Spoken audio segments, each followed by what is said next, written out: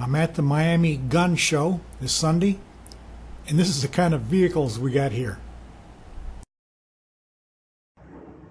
Heading for the Miccosukee White Dome. At the gun show, I want to get a concealed weapons permit. So they hold classes here.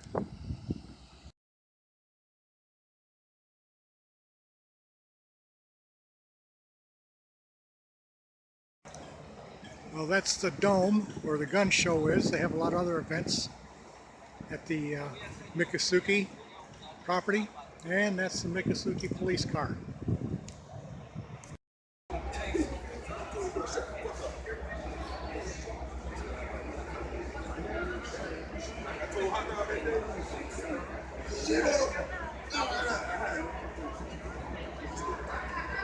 And this is where the concealed weapon class is, up on the stage.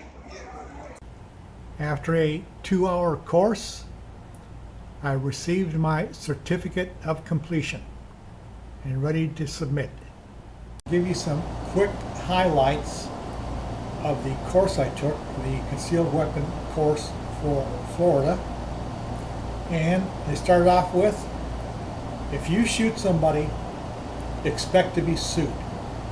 Remember that the person you shoot has loved ones, has maybe children, a wife, uncles and aunts who are going to miss them very much, and they are going to sue you civilly and more likely collect through a settlement. Second thing was, be careful what you say to the police after a shooting, especially when you're calling 911 and they ask you what happened. Best not to say anything, because everything is recorded on 911 and it will be used against you to seek a conviction for an unlawful shooting. So don't give much information to the police.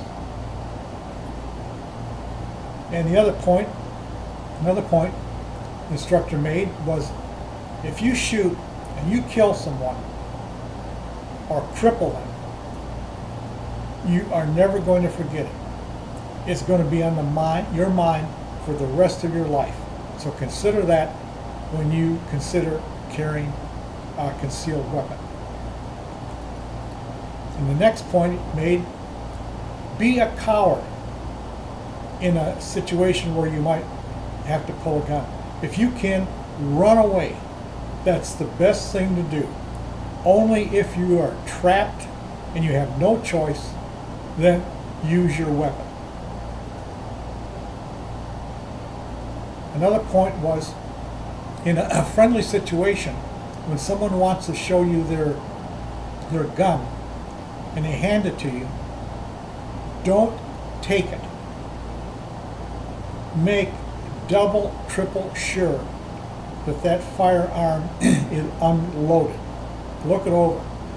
But just don't accept a firearm because it might be loaded and you're accidentally going to shoot someone. Another point they brought up is in Florida, even if you don't have a concealed weapons permit, you are allowed to carry a handgun in your car console or glove compartment, as long as one, it's in a holster, and two, the holster has a strap that snaps it down. Then you can legally carry a firearm in your vehicle, even if you don't have a concealed weapons license.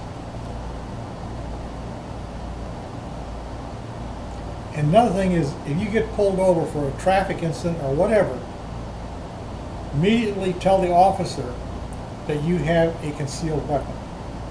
And you can tell them you have a permit. But when the officer says, well, hand me your weapon, the instructor says, don't hand him your weapon. He says, as soon as you pull it out, he's going to get nervous and shoot you.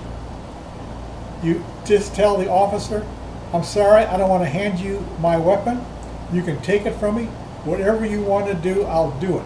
But I'm not going to hand you my weapon and get shot in the process.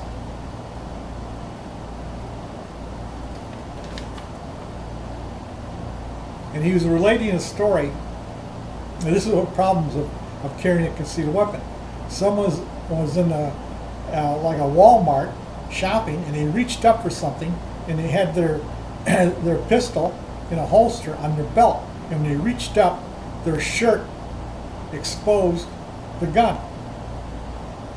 Well, somebody in the store saw him reach up for something and saw the gun, and they got panicked, got on their cell phone, and called the police and says, "There's someone here in the store waving a gun around." So what happens is the police come and accuse you of waving a firearm all over the place. We said, I didn't wave a firearm, I just reached up for something. He said, "Do you have any witnesses?" Well, no, all the witnesses are going on shopping someplace else. So now you're stuck with he said, she said situation.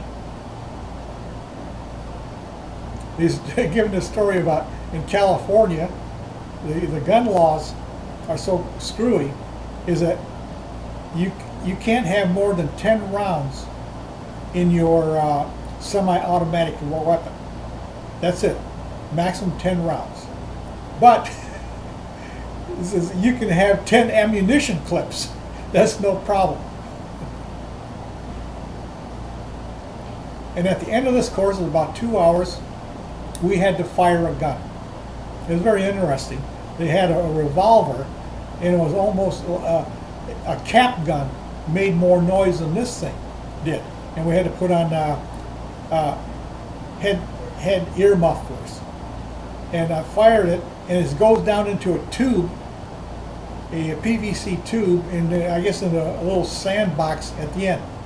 I don't know how that qualified for shooting a gun, but that's what it was. Just put your hand on it, squeeze the trigger, and it's over. And at the end of the course, they offered to sell you lawyer insurance. It says, well, you're going to need a lawyer after you shoot somebody. So we have this insurance. And I looked at it. It's about, if you get the whole thing, it's about $15 a month. I said to myself, I'm not going to pay $15 a month for access to a lawyer, because you only contact this lawyer is after you shoot somebody. So you can go years paying $15 a month and never contact a lawyer. Well, you know what? I can look up this kind of lawyer online and have it written down on a piece of paper or on my cell phone to contact him immediately. So I decided to save $15. Anyways, that's a synopsis of the concealed weapons course here in Florida that I took.